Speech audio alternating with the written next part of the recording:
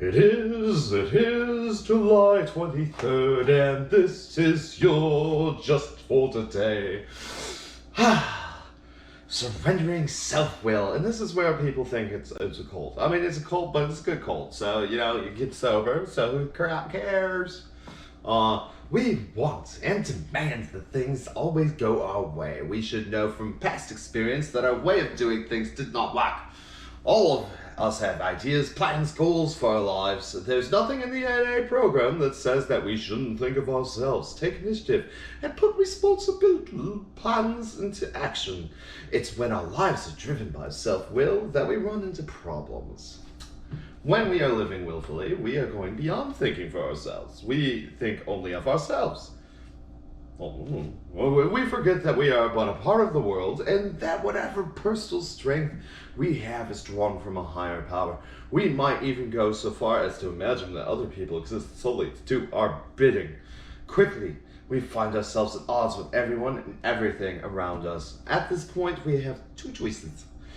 We can continue in our slavery to self-will, making unresponsible demands and becoming frustrated because the planet didn't pin our way. Or we can surrender, relax, acknowledge of God's will and the power to carry out, and find our way back to a condition of peace with the world. Thinking, taking initiative, making responsible plans. There's nothing wrong with these things, so long as they serve God's will, not merely our own. I will plan to do God's will, not mine. If I find myself at odds with everything around me, I will surrender self-will.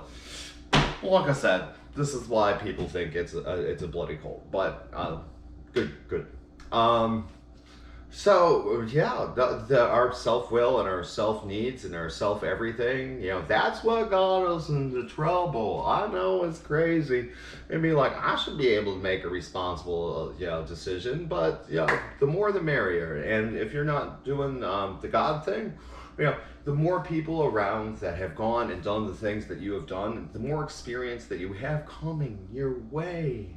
It's a beautiful thing to have other people tread that path before you. Of course, it doesn't mean that you shouldn't go off on your own every once and again, but when it comes to something so severe and, debilitating as alcoholism or other things, or it might be a good idea to listen to your peers. And world is not going to do everything that you want it to. Things are going to happen.